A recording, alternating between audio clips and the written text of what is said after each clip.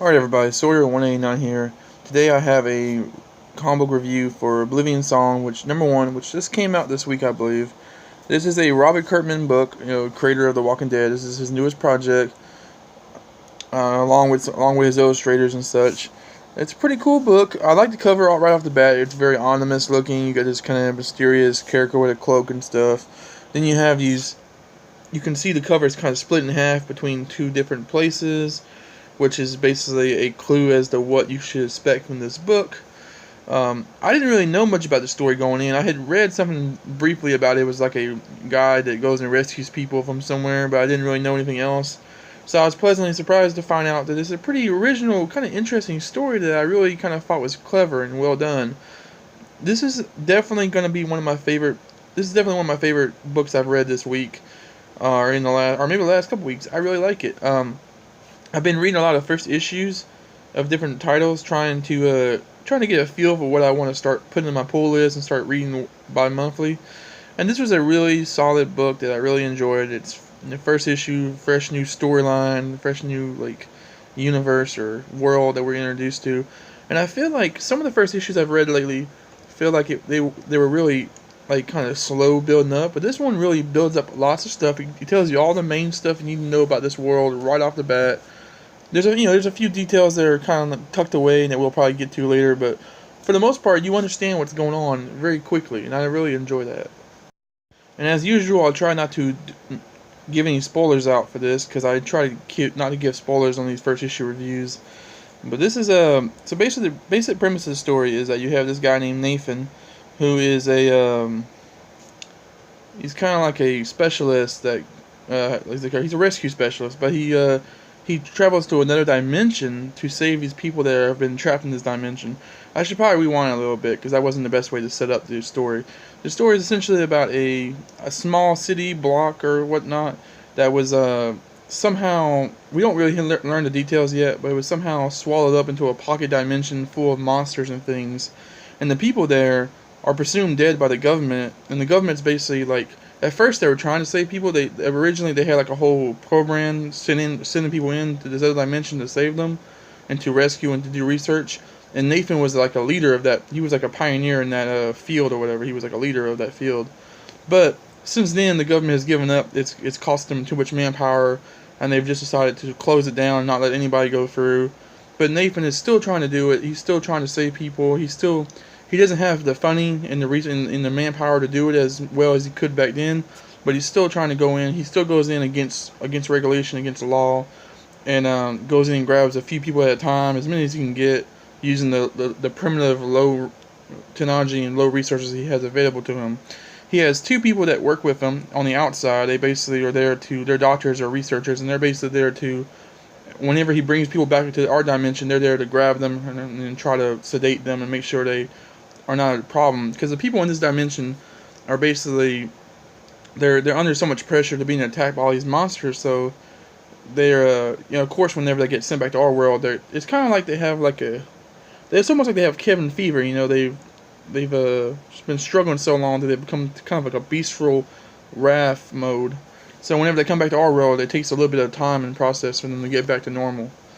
So it's very interesting. I love the idea that he's basically a search and rescue person, going into this hazard territory on his own accord with no backup, and he has to bring people back. And he does it in a cool way, because his gun is loaded with these tranquilizer darts that when they hit you, they teleport you back to our reality. I don't know how the science behind that works. I don't think we ever will know that, but it was fine. I like the way they did it. From a really good creative team, and I'm really interested to see where it goes from here, so definitely check it out, guys. He also has a teleporting device on his belt that allows him to jump between dimensions, but as we see in the first issue, it does not always work. Sometimes it bugs out on him and he has to improvise, so that was pretty cool.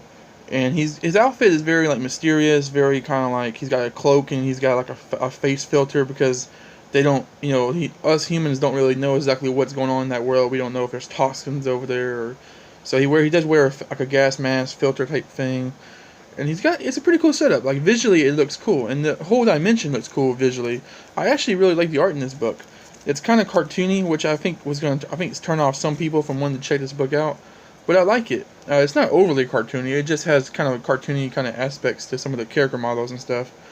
But overall, it's actually a pretty cool book. Like very nice visually wise, and I like the colors. The colors are outstanding in this book. Lots of purples and greens and yellows, and they, especially when you go to the other dimension or whatever. I forget exactly what they call it, Oblivion. Whenever you go to Oblivion, it looks really cool. It's very nice. And I like some of the social aspects they touch up on in this issue. They touch up on some very interesting social aspects, such as that most people presume that everybody in this dimension are dead, and they have a giant memorial service for them. Which Nathan basically every time Nathan brings somebody back, he goes in and scratches the names off the memorial, which is against law and everything. And there's a bunch of people that don't like him for doing it. Because there's basically like a whole cult. I don't want to say cult, but there's basically like a whole religious following of people that think that what Nathan is doing is blasphemy. They think that God basically punish these people for experiments that they were doing, because apparently there were some experiments going on in this area that was taken away, and they think that God is punishing these people and has sent them to hell. So they think that Nathan is basically like this blasphemy kind of guy who's like bringing people back from hell when they shouldn't be brought back. So it's very interesting. There's some very interesting social, like religious kind of undertones in the issue that I feel like are done very well. They don't come out and just hit you like, hey, listen to me, but it's very subtly done, and I like it. But man, the art is so good. Like I like this panel right here. I love the way these giant birds come out of the sky and Nathan's looking up at them. And also, Nathan's character is we get a little bit of Nathan's character in this issue too. Like, we learn that he's not doing this solely because he's trying to help people. I mean, he is. It's definitely a strong motivation. But his brother is one of the people trapped in this town, and him and his brother, we don't really learn anything about his brother, but we do learn that they had a falling out right before Oblivion happened. So he's trying to save his brother because he feels guilty for the way things ended, and he's been looking for his brother. And so lots of people point out in this issue that that's his main motivation, that if his brother wasn't trapped over here, he wouldn't care about these people. He wouldn't be putting so much effort into trying to save them and risking his life. That he's basically just saving people because he hasn't got to his brother yet. Like he's just going through the list until he gets to his brother, which is very understandable, and it's a very interesting point that they bring up in the issue.